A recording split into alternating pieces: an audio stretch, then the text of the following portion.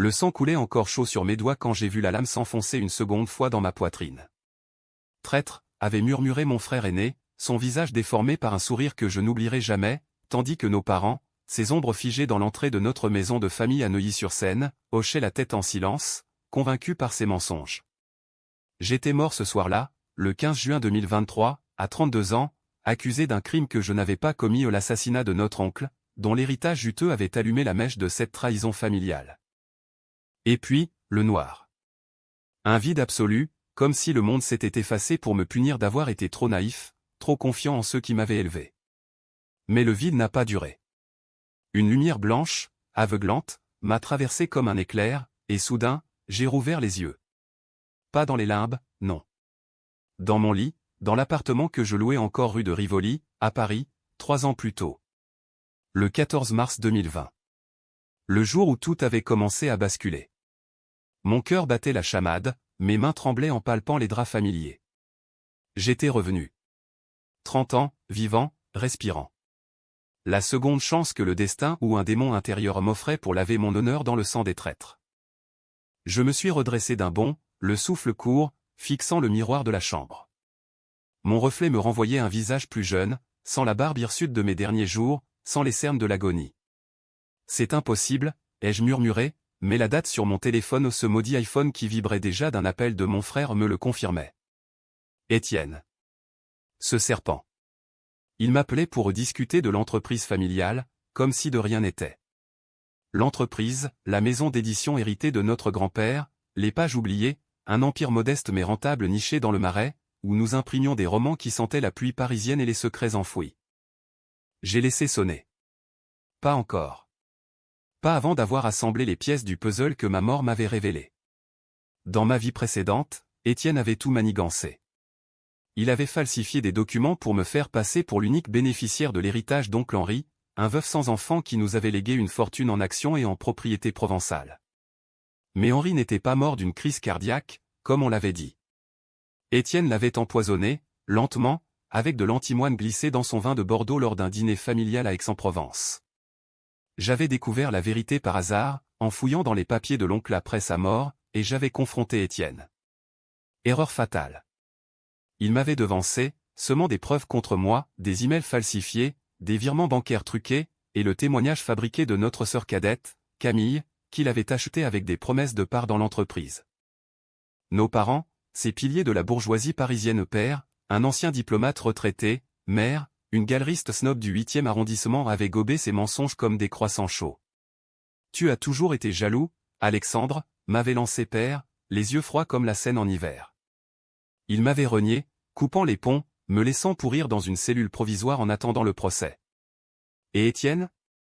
Il avait hérité de tout, se pavanant au dîner mondain, épousant une héritière pour consolider son empire. Ma mort n'avait été qu'un accident commode, une échappée de la garde à vue, un suicide orchestré par ses complices dans l'ombre. Maintenant, je tenais ma revanche. Pas une vengeance mesquine, non. Une destruction méthodique, à la française, élégante, impitoyable, imprégnée de ce cynisme qui fait la grandeur de notre littérature. Balzac aurait approuvé, Dumas y aurait vu un Mont Cristo moderne.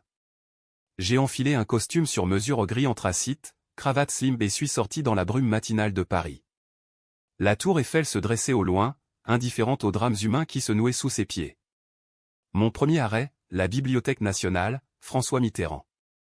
J'avais besoin de preuves irréfutables, de traces numériques que la police n'avait pas trouvées la première fois. Les heures ont filé dans les rayonnages poussiéreux. J'ai piraté ironie le serveur familial via un VPN anonyme, utilisant les codes que je connaissais par cœur. Là, dans les dossiers d'Étienne, des emails chiffrés à un pharmacien complice à Marseille, des relevés bancaires montrant les paiements pour l'antimoine. Et le clou, une vidéo granuleuse, filmée par une caméra de surveillance qu'il avait installée dans la chambre d'oncle Henri. On y voyait Étienne verser le poison, son visage impassible, murmurant, pour le bien de la famille. Mon sang s'est glacé. Il l'avait fait pour protéger l'entreprise, prétendait-il dans un journal intime numérique.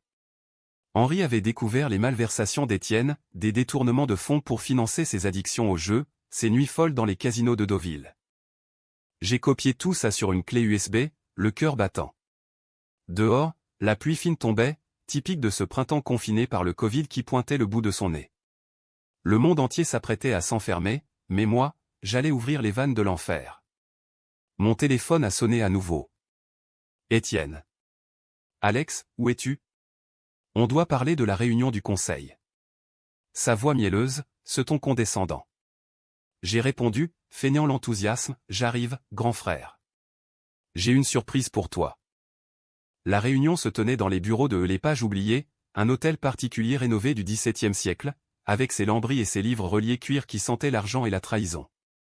Étienne trônait en bout de table, flanqué de notre sœur Camille 25 ans, yeux de biche, mais un cœur de pierre quand il s'agissait de protéger ses intérêts. Père et mère n'étaient pas là, ils détestaient les détails administratifs, préférant siroter du champagne à leur vernissage. Les autres actionnaires, des cousins éloignés, des avocats véreux, tous sous la coupe d'Étienne. Je suis entré, souriant, la clé USB dans la poche comme un poignard. Désolé pour le retard. J'ai eu une illumination. Les regards se sont tournés vers moi. Étienne a froncé les sourcils, sentant le piège. Illumination? Raconte. J'ai sorti l'ordinateur portable, branché la clé. Regardez ça. Une petite vidéo de famille. L'écran s'est allumé. La chambre d'oncle Henri. Le poison. Son murmure. Un silence de mort a envahi la pièce. Camille a pâli, un cousin a étouffé un cri. Étienne s'est levé d'un bond. C'est un faux. Alex, tu délires à cause du stress. Mais ses yeux trahissaient la panique. J'ai continué, voix calme, et ses emails? Ses virements? Tu as tué pour l'argent, Étienne. Pour tes dettes de jeu. Henri le savait, et tu l'as fait taire. Les actionnaires murmuraient, choqués. Camille s'est mise à pleurer au crocodile, bien sûr. Non, c'est pas possible. La police est arrivée 1 heure plus tard, alertée anonymement par moi. Étienne hurlait son innocence, menotté, tandis qu'on l'embarquait. Tu paieras pour ça, Alex. Tu es un monstre. J'ai haussé les épaules. Non, frère. Je suis juste. Ressuscité. Père et mère, appelés en urgence, sont arrivés au commissariat du Marais, visage défait. Qu'est-ce que tu as fait, a sifflé mère, me fusillant du regard. Ce que vous auriez dû faire il y a 3 ans, ai-je répondu. Me croire. Ils ont blêmi. La première fissure dans leur armure. Mais ce n'était que le début. La revanche ne s'arrête pas à une arrestation. Elle s'infiltre, comme le poison d'Étienne, dans les veines de la famille entière. Les jours suivants ont été un tourbillon. Les journaux Le Monde, Libération titrait sur le scandale des Pages oubliées, un meurtre familial, des détournements, un héritier en cage. Étienne clamait son innocence depuis Fresnes, son avocat le même qui m'avait défendu vainement dans ma vie précédente plaidant la manipulation. Mais les preuves étaient accablantes. J'ai pris les rênes de l'entreprise provisoirement, sous la supervision d'un administrateur judiciaire. Les employés, ces ombres discrètes du Marais, me regardaient avec un mélange de crainte et d'admiration. Vous avez sauvé la maison, m'a dit la vieille éditrice en chef, Madame Duval, une rescapée de mai 1968. Mais la nuit, seul dans mon appartement surplombant la Seine, les fantômes revenaient. La lame dans ma poitrine. Le sourire d'Étienne. Et Camille. Elle m'avait trahi la première fois, par avidité. Avait-elle changé? Je l'ai invitée à dîner, au Procope, ce café historique où Voltaire s'était enivré de philosophie. Elle est venue, maquillée à outrance, robe rouge sang. Alex, je suis désolé. Je ne savais pas pour Étienne. Mensonge, ai-je pensé. Mais j'ai souri. Prouve-le. Aide-moi à restructurer l'entreprise. Et dis-moi tout ce que tu sais sur ses dettes. Elle a hésité, puis déballé, les casinos, les maîtresses, un prêt usuraire à un mafieux corse nommé Rossi. Un nom qui m'a fait frissonner. Dans ma vie précédente, Rossi avait été l'exécuteur d'Étienne pour mon suicide. La revanche s'est offerte. J'ai contacté Rossi anonymement, via un burner phone. Votre débiteur est en prison. Mais j'ai de l'argent. Et des secrets. Il a ri, accent corse roulant comme un coup de feu. Viens à Ajaccio. On discute. Paris pour la Corse, un saut dans l'inconnu. Mais pour détruire Étienne jusqu'à la moelle, il fallait plonger dans l'abîme. Le vol pour Bastia était chaotique, comme mon âme. Ajaccio, avec ses ruelles étroites et son air salin, puait la vendetta. Rossi m'attendait dans un bistrot en bord de mer, cicatrice sur les mains, yeux de prédateur. Le frère d'Étienne, hein? Il me doit 500 000 euros. Et toi, qu'est-ce que tu veux? J'ai posé une mallette, 200 000 en cash, tiré des réserves de l'entreprise un prêt fictif que je rembourserai plus tard. Je veux qu'il souffre. Pas de meurtre. Juste. La ruine. Rossi a souri, dents jaunes. À la Corse? Nous avons scellé l'accord. Ces hommes infiltreraient la prison, semant des rumeurs, des dettes fictives, des alliances brisées. Étienne, ce bourgeois parisien, n'était pas prêt pour l'enfer insulaire. De retour à Paris, père m'a convoqué dans leur hôtel particulier du 16e. Mère était là, verre de chardonnay à la main, pâle comme un fantôme de Versailles. Alexandre, as-tu idée du mal que tu as causé? Ton frère. Il est innocent. Père, plus pragmatique, a ajouté, l'entreprise vacille. Les actionnaires veulent ta tête. J'ai ri, amer. Innocent? Comme moi l'étais. J'ai sorti la vidéo sur mon téléphone, la leur montrant pour la première fois. Leurs visages se sont décomposés. Mère a laissé tomber son verre, père s'est affaissé dans son fauteuil. Mon Dieu. Nous t'avons renié. Pour lui. Les larmes, enfin. Mais étaient-elles sincères? En France, les regrets des élites sont souvent des masques. Réparez ça, ai-je dit. Soutenez-moi publiquement. Ou je révèle tout, vos silences complices, vos absences. C'était du chantage, une décision controversée qui me rongeait déjà. Trahirais-je mes propres parents pour venger ma mort? Balzac l'aurait fait, moi aussi. La presse s'emballait. Une interview exclusive au Figaro, l'héritier ressuscité, un titre que j'avais suggéré. J'y comptais ma crise de conscience, omettant le poison de ma résurrection. Les ventes de livres ont explosé, l'entreprise renaissait de ses cendres. Camille, repentante ou pas, gérait les relations publiques, son charme parisien désarmant les sceptiques. Mais Étienne ripostait depuis sa cellule. Des lettres anonymes, tu crois m'avoir eu? J'ai des preuves contre toi, Alex. Ton petit secret avec la prostituée de Deauville. Bluff. Dans ma vie précédente, c'était lui qui avait couché avec elle pour me piéger. J'ai ignoré, focalisant sur le vrai twist, oncle Henri n'était pas le seul secret. Notre grand-père, fondateur des Pages, avait lui-même un passé sombre, un collaborateur sous Vichy, blanchi par l'argent post-guerre. Étienne l'avait utilisé pour me menacer autrefois. Maintenant, c'était mon arme.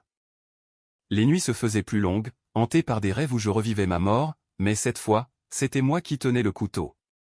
Réveil en sueur, le goût du sang dans la bouche. Paris, ville lumière, se muait en labyrinthe d'ombre pour moi. Je marchais le long des quais, fumant des gauloises illégales vices hérités de père en contemplant les bouquinistes qui vendaient des éditions rares de Les Liaisons dangereuses. Valmont et Merteuil, mes nouveaux modèles. La séduction comme arme, la calomnie comme poison. Camille m'avait donné une piste, Étienne avait un coffre-fort à la Banque de France, rue de la Vrière, rempli de documents compromettants. Pas seulement sur Henri, mais sur nous tous. Il m'a forcé à signer des faux, avait-elle avoué, voix tremblante au Procope. Était-ce vrai? Ou un nouveau piège? J'ai décidé de tester. Une nuit, masqué, j'ai escaladé le mur arrière de notre maison de Neuilly, celle où j'étais mort. La fenêtre de son ancienne chambre, mal verrouillée comme toujours. Dedans, des dossiers, photos de moi avec des escorts, falsifiés, copies de testaments altérés. Et une lettre, si Alex fouille trop, active le plan B. Plan B. Mon pouce est accéléré. J'ai fouillé plus profond, un USB caché sous le plancher. Des enregistrements audio. La voix d'Étienne, père, mère, Alex est instable. Il a menacé Henri. Je dois le protéger. Nous protéger. Daté d'avant la mort d'Henri. Il nous avait tous manipulés, semant le doute goutte à goutte, comme un roman de Simenon où le crime mijote dans la grisaille quotidienne. Le lendemain, j'ai confronté Camille chez elle, un loft trendy à Bastille. Elle était en peignoir de soie, café au lait à la main. C'est toi qui as aidé Étienne à me piéger, n'est-ce pas? Elle a nié, yeux écarquillés. Non. Il m'a promis l'appartement, c'est tout. J'ai joué l'enregistrement. Son rire nerveux a craqué. D'accord. J'ai signé. Mais j'avais peur. Il est violent, Alex. Viol. Le mot a résonné. Dans ma vie précédente, après mon reniement, Étienne m'avait battu lors d'une visite en prison, brisant 2 côtes. Pour ton bien, petit frère. J'ai attrapé son poignet. Aide-moi à ouvrir ce coffre, ou je te livre à la police. Décision controversée, impliquée ma sœur, la complice, dans la chute. Elle a cédé, pleurant. D'accord. Mais sauve-moi. Le casse du coffre fut un balai d'ombre.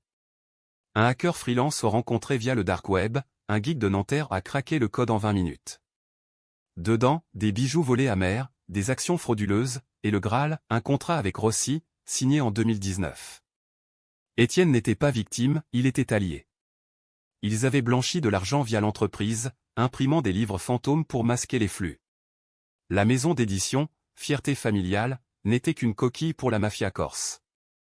J'ai photocopié tout, laissant les originaux. Dehors, la nuit parisienne bruissait de sirènes. Un flic de quartier m'a lancé un regard suspicieux, j'ai filé, cœur en tambour. À l'aube, dans un cybercafé anonyme de Belleville, j'ai envoyé les scans à un journaliste du Canard enchaîné aux ces satiristes impitoyables qui adorent écorcher les puissants. Scandale familial, frères ennemis et mafia en embuscade. Le titre qu'il a choisi, les pages noircies. L'article est sorti le mardi, jour de marché aux puces. Paris a explosé. Manifestation devant nos bureaux, justice pour Henri. Étienne, en tôle, a vu son avocat démissionner. Père m'a appelé, voix brisée, Alexandre, c'est la fin. Rossi menace la famille. Oui, le Corse avait riposté, un appel anonyme à mère, promettant une visite si je ne fermais pas ma gueule. J'ai ri au téléphone. Laissez-moi gérer. En réalité, la peur me rongeait. Ma résurrection n'était pas une armure, c'était une malédiction, me forçant à danser sur le fil du rasoir. J'ai volé pour Marseille au train de nuit, anonyme parmi les migrants et les amants fugueurs. Là, dans un bar à Absinthe du Vieux-Port, j'ai rencontré un contact de Rossi, un lieutenant bedonnant nommé Lucas. Ton frère nous doit encore. Mais toi, tu paies double, ou on te coud la bouche. J'ai négocié, voix ferme, donnez-moi Étienne. Complètement. Et je double. Lucas a hésité, puis rit. Deal. Mais si tu doubles cross. La menace plana, lourde comme l'air iodé. De retour à Paris, j'ai orchestré le twist, une réunion familiale forcée au domicile de Neuilly. Père, mère, Camille, et moi. Pas d'Étienne, il croupissait. Saviez-vous pour la mafia, ai-je lancé, posant les contrats sur la table en acajou. Mère a nié, père a pâli. C'était pour sauver l'entreprise après la crise de 2008. Étienne. Il a emprunté. Emprunté. Euphémisme pour pacte avec le diable. Camille a craqué, père l'a su en premier. Le silence. Père, le diplomate intègre, avait couvert.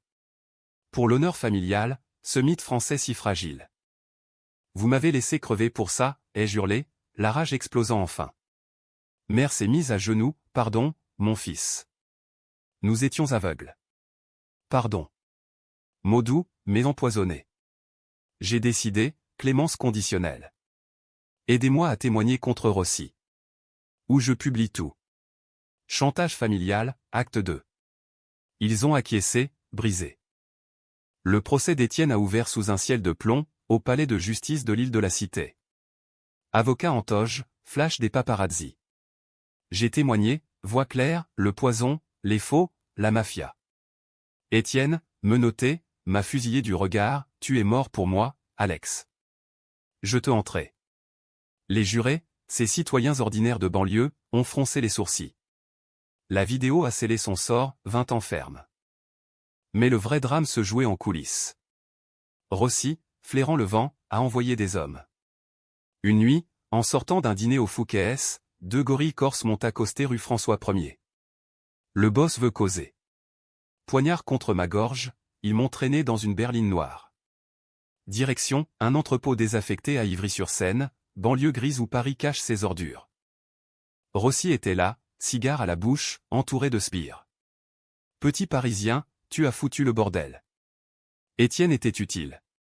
Toi, t'es un émerdeur. J'ai craché, libérez-moi, et je vous donne l'entreprise. Entière. Mensonge. Il a ri, trop tard. Le coup de poing est arrivé, éclatante douleur. Puis le noir. Encore. Mais non. Pas cette fois. J'avais anticipé. Dans ma poche, un traceur GPS au cadeau du hacker. La police, alertée par Camille, sa rédemption forcée, a débarqué en trombe. Sirène hurlante, fusillade brève. Rossi arrêté, menottes au poignet, jurant en Corse.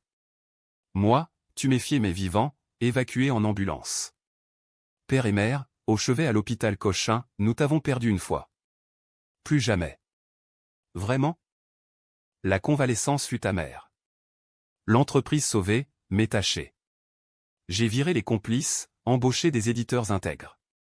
Camille, promue directrice adjointe aux surveillances étroites. Et les parents? Ils ont vendu leur galerie pour rembourser les dettes, se retirant à Deauville, ombre de leur gloire passée. Pourtant, un doute persistait. Dans les papiers de Rossi, une note et savait pour A depuis 2015. 2015, l'année où j'avais surpris Étienne en train de fouiller mon bureau. Savait-il pour ma faiblesse? Non. Le twist final, ma résurrection n'était pas divine. C'était chimique. Dans ma vie précédente, juste avant la mort, j'avais ingéré un sérum expérimental volé à un labo, un projet secret sur la cryonie, testé illégalement. J'étais cliniquement mort, mais mon corps s'était réveillé 3 ans plus tôt, via une anomalie temporelle inexplicable. Étienne l'avait su, et avait utilisé ça pour me discréditer. Alex est fou, il parle de voyage dans le temps. Le secret ultime. Je l'ai enterré, comme un roman inachevé. La revanche achevée, Paris reprenait son cours, café bondé, amour fugace.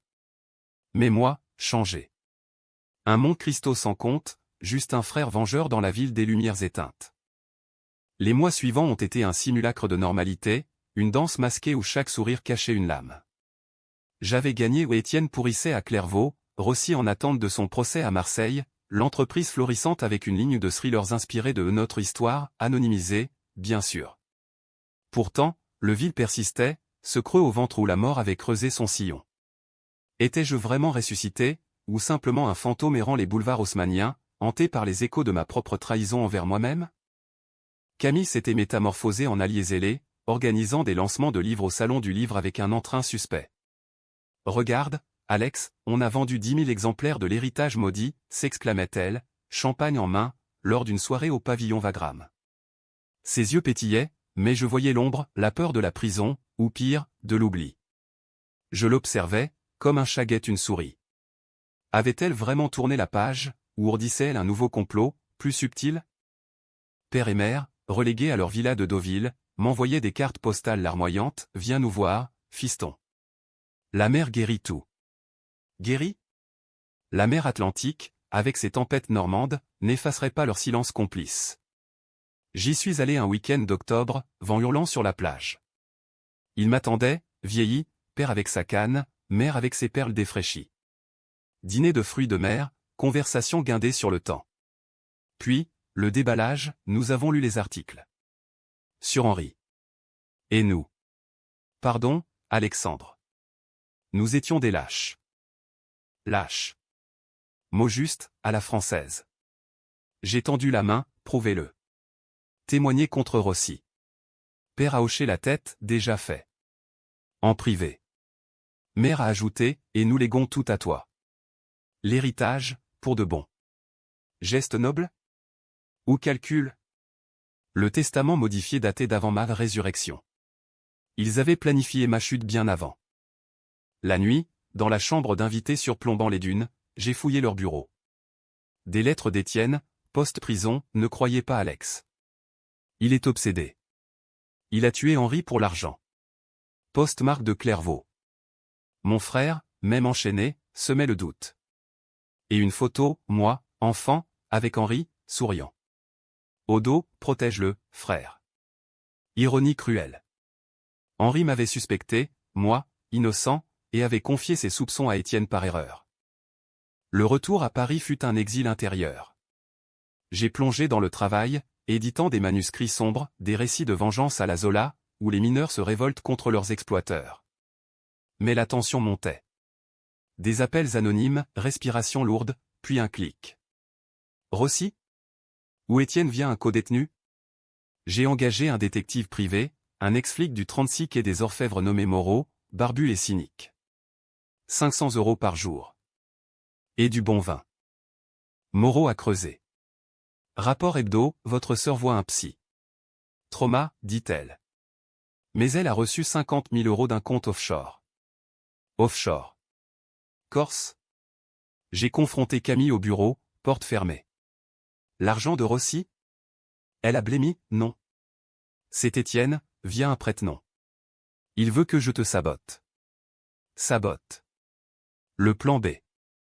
J'ai ri, froid, tue-le, alors. Ou je te jette au loup. Décision controversée, la plus noire encore. Menacer de meurtre ma propre sœur? Elle a juré fidélité, signant un affidavit contre Étienne. Mais le doute s'insinuait, comme la brume sur la Loire. Était-elle la taupe?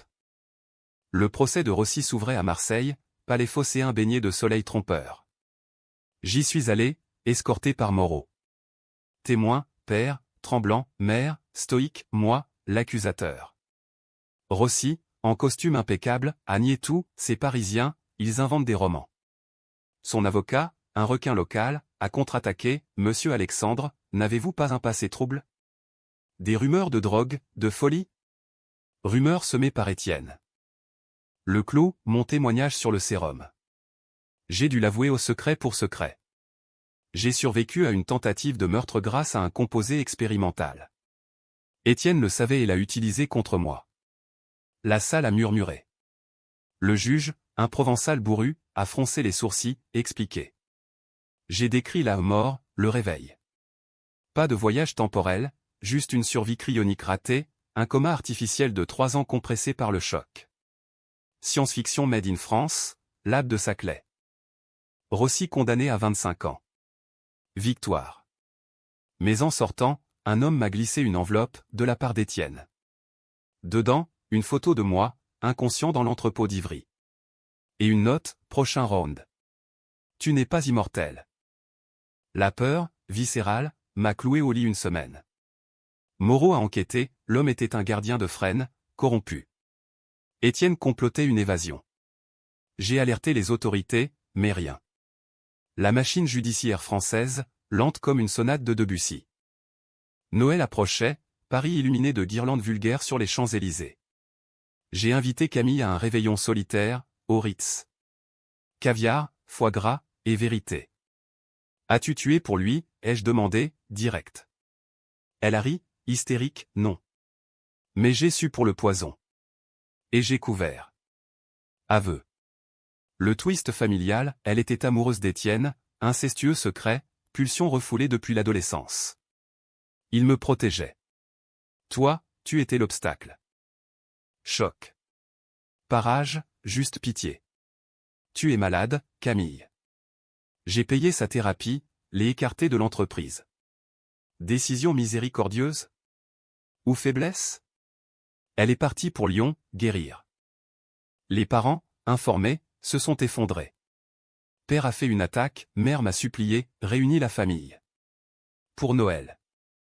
J'ai refusé. La famille? Un mythe empoisonné. Au lieu, j'ai passé la nuit à veiller sur l'entreprise, lisant des manuscrits jusqu'à l'aube. Un roman anonyme m'a accroché, Le frère fantôme, sur un jumeau vengeur. Coïncidence? Ou Étienne, écrivant depuis sa cellule? L'évasion a eu lieu le 24 décembre. Alerte nationale, Clairvaux en lockdown, hélico fuyant vers la frontière belge. Étienne libre, avec un complice un codétenu mafieux. Ma tête a pris 100 000 € pour ma capture. Ou ma mort. L'alerte a résonné comme un glas dans la nuit de Noël. Mon téléphone a vibré à 2 heures du matin, fuyez. Il vient pour vous. Message anonyme, probablement Moreau. J'ai bondi du lit, le cœur cognant comme un tambour de la Bastille. Paris dormait sous la neige rare, mais pour moi, la ville se réveillait en cauchemar. Étienne libre. Ce serpent avait glissé entre les barreaux, aidé par des gardes véreux et un pot de vin de ses réserves cachées. J'ai attrapé un sac, passeport, cash, la clé USB des preuves. Pas d'armes, je n'étais pas un tueur, pas encore. Direction, la gare de Lyon, train de nuit pour le sud, peut-être Nice, ou plus loin, en Italie. Mais en chemin, dans le métro désert, une silhouette familière, Camille, emmitouflée, yeux fous. Monte avec moi. Il m'a appelé. Il sait pour nous. Nous. La confession du Ritz. Elle tremblait, il veut te tuer, Alex. Pour de bon, cette fois. J'ai hésité, puis cédé. Train pour Marseille ou Ironie, la ville de Rossi. Compartiment première classe, payé cash. La nuit filait, rails cliquetant comme des os brisés. Camille a déballé, il prépare un guet-apens à Aix. Chez oncle Henri. Pour y clore le cercle au point. Aix-en-Provence, berceau du poison. J'ai ri, amer, il croit me piéger là-bas. Plan anticipé. À l'aube, nous avons loué une voiture anonyme, une Peugeot banalisée. Route sinueuse, olivier tordu sous un ciel plombé. Camille conduisait, nerveuse, moi, je chargeais un burner pour alerter la police. Mais qui croire? Elle pouvait être le leur. La maison d'Henri, masse provençale isolée, se dressait comme un fantôme. Portail ouvert au piège évident. Nous sommes entrés, armes improvisées, un tisonnier pour moi, un spray au poivre pour elle. Silence oppressant, odeur de lavande fanée. Dans le salon, le fauteuil où Henri était mort. Et là, Étienne. Assis, verre de Bordeaux à la main, sourire carnassier. Bienvenue à la maison, frères et sœurs. 4 hommes avec lui, corse résiduelle, flingue luisant. Camille, ma chérie, merci pour l'invitation. Trahison. Elle a hurlé, non. Je t'ai amené pour le sauver. Mensonge? Vérité? Étienne a ri, elle t'a vendu, Alex. Pour 200 000. Comme toujours. La bagarre a éclaté. Un corse m'a plaqué, j'ai riposté avec le tisonnier, craquement d'os. Camille a sprayé un autre, hurlement. Étienne s'est levé, lame à la main, la même que dans mon rêve de mort. Cette fois, pas d'échappatoire. Il a bondé, j'ai esquivé, le tisonnier s'abattant sur son bras. Blessure superficielle. Les Corses nous ont submergés, menottés avec des liens plastiques, jetés dans la cave. Ténèbres humides, vinage poussiéreux. Étienne est descendu, torche à la main. Tu as tout ruiné, Alex. L'entreprise, les parents, ma vie. Sa voix, un venin lent. Mais j'ai toujours su pour ton au sérum. J'ai financé le labo, idiot. Pour te contrôler. Quand tu es mort, j'ai cru t'avoir enterré. Erreur. Twist, il était le marionnettiste du début. Le sérum, son projet secret pour immortaliser la famille, euphémisme pour expérience illégale sur des SDF. Henri l'avait découvert, menacé de tout révéler. Le meurtre, pas pour l'argent, mais pour le silence. Et toi, tu es revenu comme un zombie. Poétique, non? Camille gémissait, laisse-nous, Étienne. On peut recommencer. Il l'a giflé, traîtresse. Tu couches avec lui maintenant? Inceste, jalousie tordue. J'ai craché, finis-moi, alors. Mais les preuves sont partout. Tu perds. Il a hésité, l'âme levée. Moment suspendu, comme dans un polar de manchette. Puis, sirène au loin. Mon appel anonyme, avant d'entrer. La police provençale a défoncé la porte, fusillade brève, corse à terre. Étienne capturé, hurlant malédiction. Camille et moi, libérés, choqués. Au commissariat d'Aix, débriefing. Elle a juré, je t'ai sauvé. J'ai appelé les flics en chemin. Vrai? Le doute persista. Étienne, interrogé, a craqué, aveu total. Le sérum, les meurtres, la mafia. Condamné à perpétuité, sans remise. Retour à Paris, héros malgré moi. Presse en folie, le retour du vengeur. L'entreprise. Vendu à un groupe honnête, j'ai pris ma part, anonyme. Père et mère, repentis, m'ont offert une retraite, va, vie. J'ai choisi la Provence, une petite maison près d'Aix. Camille? Parti en Suisse, thérapie éternelle. Mais la tension ne s'effaçait pas nuantée par la lame. Étais-je un monstre? Mes décisions au chantage, menaces m'avaient sali autant qu'eux. Balzac l'aurait dit, la revanche corrompt l'âme. L'année 2021 s'achevait sur une note aigre-douce, Paris engourdi par un hiver précoce. J'avais fui la capitale pour de bon, installant mon exil dans un mas restauré des Alpilles, entouré de champs de lavande et de cyprès sentinelles. Loin des néons, des intrigues, proche de la terre, cette mer impitoyable qui avale les secrets. Pourtant, même ici, le passé suintait comme l'humidité des murs. Lettre d'Étienne depuis sa cellule, tu n'as rien gagné. Je suis immortel dans ta tête. Psychologique, jusqu'au bout. Camille m'écrivait de Genève, je guéris. Merci pour le pardon. Pardon? Je n'en avais pas donné. Mais j'avais payé ses factures, par culpabilité ou pitié. Père et mère visitaient parfois, apportant des fromages de Normandie et des regrets enveloppés dans du papier cadeau. La famille renaît, insistait père, canne claquant sur les tomates. Mère, plus fragile, touchez mon bras, tu es notre salut, Alexandre. Salut? J'étais leur bourreau. L'entreprise Wex avait été rachetée par un conglomérat belge, mes royalties coulaient, confortables. J'écrivais, enfin, un mémoire déguisé en roman, ressuscité des ombres, soumis anonymement à un éditeur de Marseille. Rejeté d'abord trop autobiographique puis publié en petite édition. Succès modeste, critique dans le monde des livres louant son au cynisme hugolien. Ironie, les pages oubliées imprimaient mon triomphe. Mais le vrai climax vint au printemps 2022. Une audience en appel pour Étienne, à la cour d'Aix. J'y allais, seul, costume noir comme un corbillard. Salle comble, journaliste, curieux provençaux friand de drame.